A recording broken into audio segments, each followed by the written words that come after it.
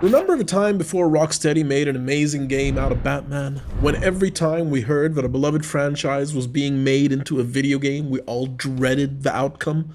Remember the slew of half-assed video games that only turned a profit because they appealed to an established fan base that sacrificed lofty expectations of what video games could be just to feel, however briefly, that they shared a world inhabited by their beloved movie or TV or comic book characters? Enter Peaky Blinders, The King's Ransom. Peaky Blinders, The King's Ransom bills itself as an adventure and interactive story. It also proudly announces itself as the first virtual reality game inspired by the epic gangster drama. All of that is true. As the game begins, it impresses you with some atmospheric graphics. After a ride in the back of a van, you find yourself walking down a run-down street in Birmingham with Nick Cave's iconic Red Right Hand playing. It's a great setup, and with good art direction and that song blasting, you really do feel that you've been thrust straight into the TV show. You walk up to the Garrison Tavern, where you come face to face with the man himself, Tommy Shelby, voiced by none other than Cillian Murphy himself.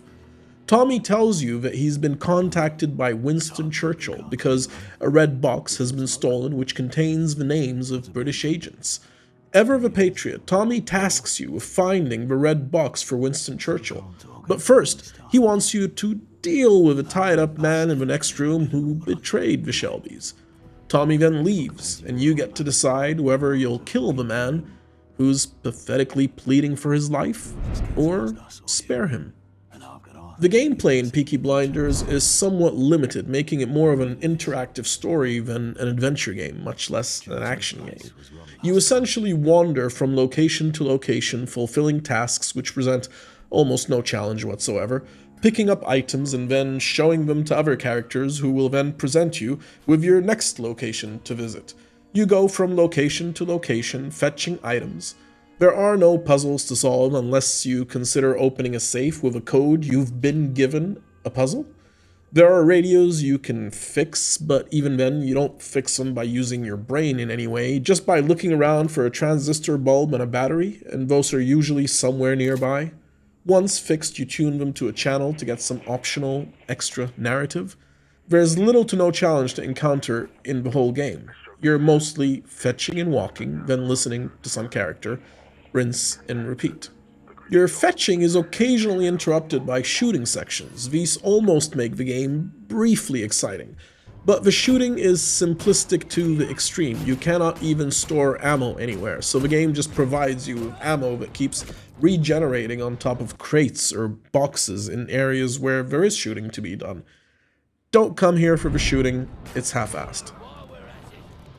Graphically, Peaky Blinders doesn't fare too badly. The environmental art direction is strong, giving the locations a sense of authenticity, but the character models are stiffly animated and neither realistic enough to be convincing nor stylized enough to be enjoyable.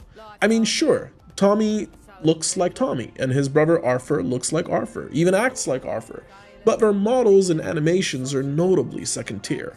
The biggest asset to the game is the inclusion of both Cillian Murphy and Paul Anderson as voice actors for their respective roles as Tommy and Arthur. Polly Gray is also a main character in the game, but she's voiced by Ruth Gibson, not Helen McCrory. Although Gibson puts on a pretty good act, fans of the show will miss McCrory's distinct bite. Peaky Blinders is a brief game, and I finished it in a little more than 2 hours, perhaps 3 at the most. It tells an unremarkable story with little dramatic depth, despite trying hard to be tragic at the very end. It couldn't raise my investment in my own character, Sammy Taylor, or his aunt, Rowena Fox, enough for me to care what happened to either of them. And remember the traitor that you could choose to kill or not kill? Well, I didn't.